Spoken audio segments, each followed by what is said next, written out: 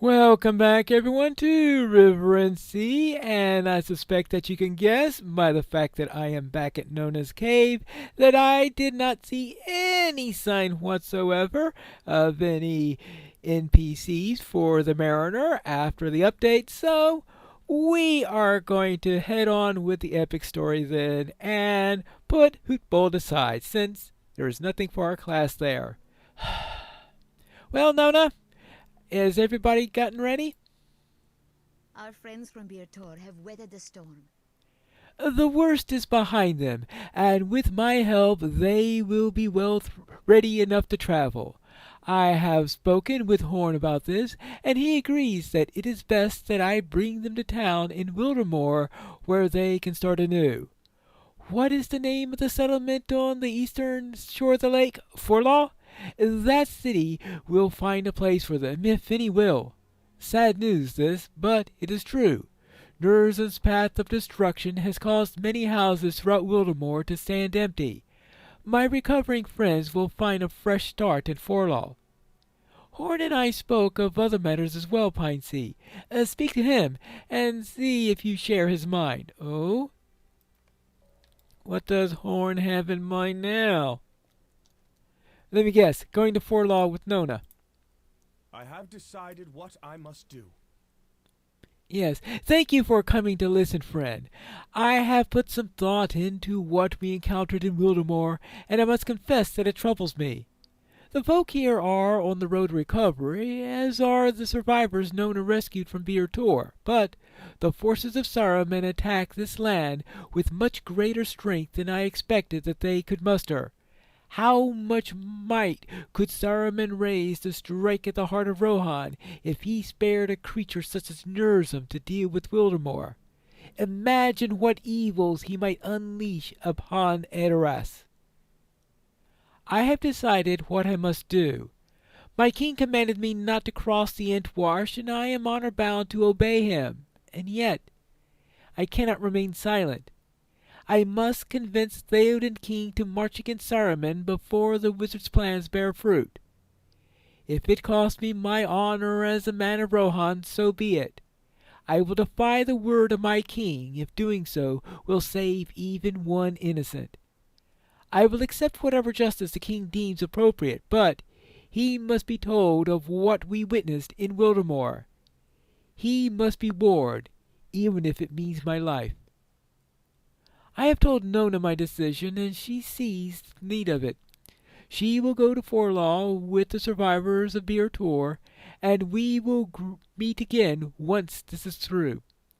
Speak now to Corden and Gleowne, and see what they think of my plan. Okay? I will go and speak with them. What do you think about Horn's plan? Horn plans to defy the word of his king. That cannot have been an easy decision for Horn to make, but I understand what has driven our friend to make it. Horn may be imprisoned, or worse, but if his tidings can break the king's reverie, it might be the only action that can save the people of Rohan from our enemies. The survivors of Bir Tor are now well enough to travel. Nona and I will bring them to the city of Forlaw, while Horn brings his message to the king, and we will rejoin him when we can. I think it would be unwise to enter the court of Theoden in the company of a Dunlending girl, even one proven as so true as Nona. And it is not she alone who would raise the hackles of the Rohirrim. An elf of Lorien would also be unwelcome. Am I mistaken? I don't think you're mistaken. All right, so let us see what our musician friend has to say. The king must hear what happened in Wildermore. Horn can count me with him, Pinesea. I will return to Edoras in defiance of Theoden King, whom I serve without question in all things save this, for I believe it is right. I am not afraid of death. If the king orders it, I will be the first to praise his justice, and will surrender to his headsman without complaint. the king must hear of what has happened in Wildemore. I am certain that he will listen when he hears what Horn has to say. All right. So, I will tell Horn that all is agreed. They have agreed to your plan. One path remains a mystery to me. Oh? Yes. Will you come with me to Adoras? I do not ask you to defy Theoden King, my friend. I will understand if our paths must now separate. I won't blame you. That is most like the way of wisdom.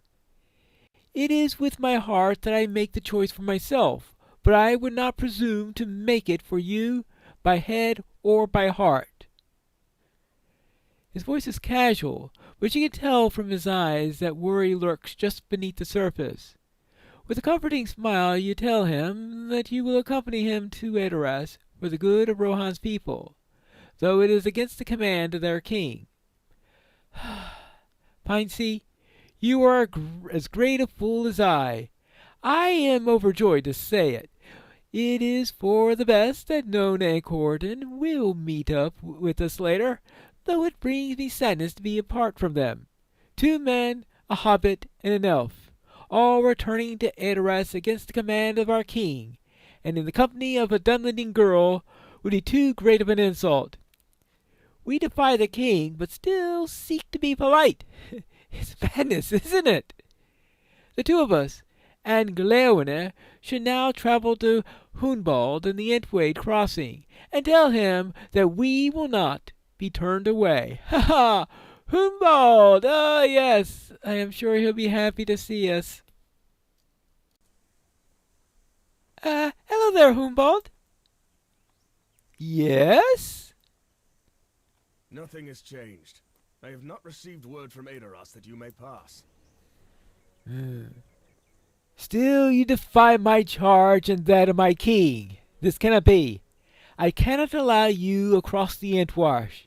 It is the command of Theoden King, and I will not betray my duty. The 2 of you have seen battle, I am certain of it. But this white-haired fellow has seen none, that I can tell. Would you have me raise my sword against an old man? Well... Wait. There is something familiar about that man. Is it Gleowine? Gleowine? Is that you? The minstrel of Theoden? On what account do you accompany these folk? Gleowine sheepishly steps forward, and I realize that Huldbrand has never been told of the minstrel's exile. It is you! Is it true what this child says? Child.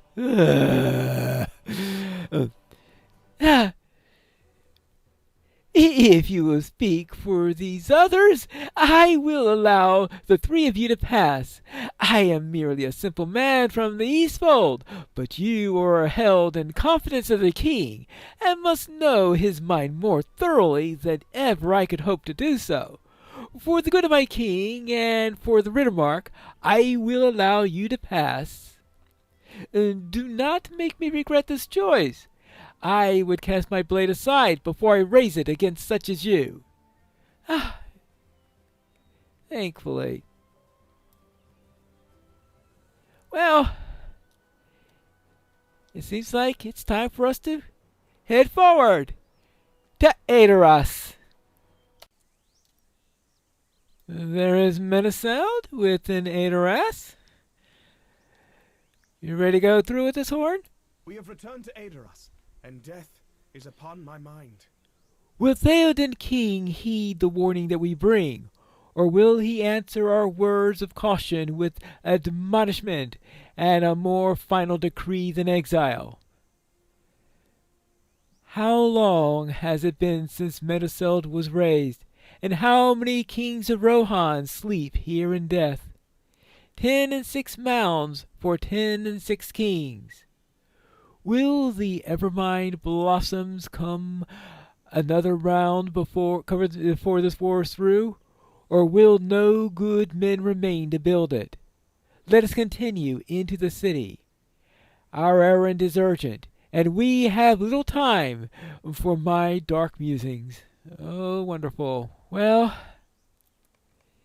into the city, into the meat hall, and into our fate. Ah, hello there. What do you see? Unless I am very much mistaken, that horse is Shadowfax, Lord of the Maris. The king gifted Shadowfax to Gandalf the Wizard some months ago, rather against his wishes, truth be known. It seems that the horse has found his way back home, riderless. The king will be pleased, if he doesn't already know, mighty Shadowfax has returned. That will brighten his countenance for certain. He may be more willing to forgive our defiance of his commands as well. Let us hope so. Let's continue onward to the Golden Hall. I'm ready. We are all ready. To fate. Ah, Hama. Let's see how I'm going to get past him. Maybe I could just flash some charm and he'll let me through? That may be difficult. What brings you hither against the word of Theoden? This is not the first time that you have come before the Golden Hall of Meduseld. It is in my mind that you were sent from here in disgrace, by command of the king. What brings you hither against the word of Theoden? How many unwanted visitors will bring ill news here today? Ah, you don't know then. You're not the only unwelcome guest who come to Meduseld this day. Some are within the Golden Hall this very hour. Oh, wonderful. Maybe it's a distraction, and that he won't bother me in any way. You are not the first to come here today. You're not the first to test the word of my heart against the command of the king. Do I compound an earlier error by allowing you into the hall? Or do I make all right with a single throw? Never have I so rued this post. The will of Theoden is clear, but I don't believe that you come here with evil intent. You speak of dangers to the north and all around, but returning here brings the greatest danger upon yourself. Is that not the truest sign of your good heart? The king must be told of what you have seen. Speak with me when you are ready to continue to the hall, and I shall take your weapons as it is my custom. Then you shall proceed before the king, and I will see if I have misjudged you. I hope for your sake, and for mine, that I have not. We have returned to Meduseld against the king's orders, but we do not seem to be the only ones coming to the Golden Hall to speak words of warning. Well, let's see what's going on. We're not alone in the Hall of Theoden. Well, I mean, you have all the king's retainers, you have the king himself, you probably have his niece. Ooh, yes, let us approach and see who has the ear of the king. Oh, that's right, Wormtongue will also be here. But we will interfere only if it be in the interest of Rohan to do so. In other words, keep quietly to the side and not be noticed. Theoden, son of Thengel. I have returned, and I bring warning and wise counsel. A storm is brewing. All good people must stand together or be destroyed. Well? I greet you, Gandalf, but why should I welcome you? You bring troubles wherever you go. You say a storm brews. I say you are its herald, a bringer of woe and ill tidings. You speak wisdom, my lord. All around us the news is grim. It is not 1 week since your son and heir Theodred was slain on the western marches.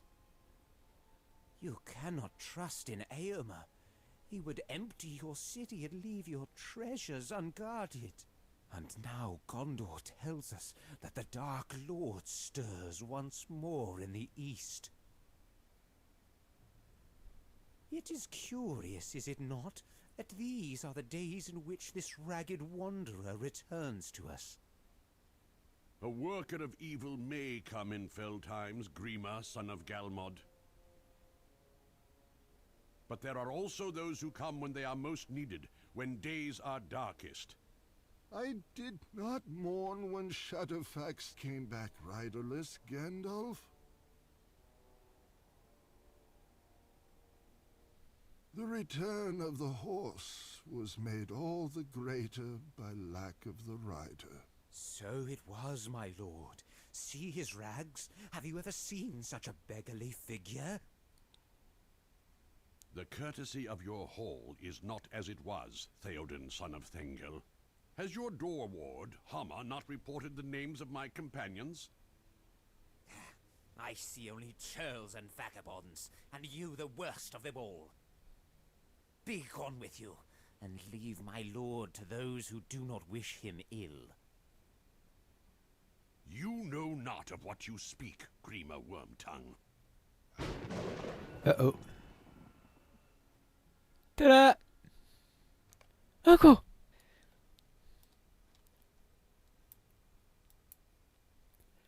Ah, Pinesea, I am glad that you made it here from Wildemore so quickly. But I will need to hear your report of that land at another time. Oh, looks like Gandalf really wants to report. Okay. All of us have work to do, and the king is not yet free of danger. Keep an eye on Grima, if you would. He is slippery, and I fear that he may intend further harm upon the king. Whether he can work greater harm than he has already performed is a question for which I have no answer. Stay on your guard. All right. Theoden, I offer you my counsel, if you would have it. I have ever been a friend to the House of Eorl, and would not see it come to its ending. Nor would I, Gandalf. But it is so dark. So dark. No, my friend, not all is dark. Behold, beyond your darkened windows, there is light. The skies shine above, as they always have. Will you heed me? Now I see the shadows for what they are, Gandalf. They are fleeting, like a grim memory. How came this to be? All right, that's an interesting question. So that is done. I think that went rather well, considering what was at stake. We have so little time to waste, and much depends on haste. We cannot spend these precious moments squabbling amongst ourselves while the real foes lie without. Save one, Grima, son of Galmod, called the Wormtongue. He's an enemy of Theoden and of Rohan, and he remains within. His fate will rest with the king, as it should. All right? Rohan and Theoden are not free of danger yet. Still, we have work to do. So, what do you need me to do, Gandalf? It seems your road entwines with ours for a pace or two more. Ah, I would not celebrate so quickly were I you. War has already come to Rohan, and its drumbeat steepens with every passing hour. We are beset on all sides by evil, both known and unknowable. And to be near Gandalf is to be near danger. Grima would say I brought the danger hither, I do not doubt. But I say Gandalf goes where he is needed, and for this day and every day that is where the danger is deepest. Alright, so what do we got? We have earrings available. Alright, I will take Gandalf's favor, and that is... Yep, that's an upgrade, alright. Much has transpired since last we met, but my companions can give their account. My own account will take too long to tell, and from any other would beggar belief. You would trust my tale, I am certain, but that only because you have experienced some things nearly as peculiar. Know this, Piney, I bear tidings both glad and sorrowful. The task set before our mutual friends at the last homely house is still ongoing. Though some of that company are here with us in the Golden Hall, some others carry still the burden to its destination. The errand is not yet done, but neither is it abandoned. Those be the glad tidings. I will let Aragorn tell you what this joyful news has cost us, for it is not brought without strife. All right, so we finally have some word from these three here, and we meet them again. What will they have to say? I think we'll have to find that out in the next episode of River and Sea.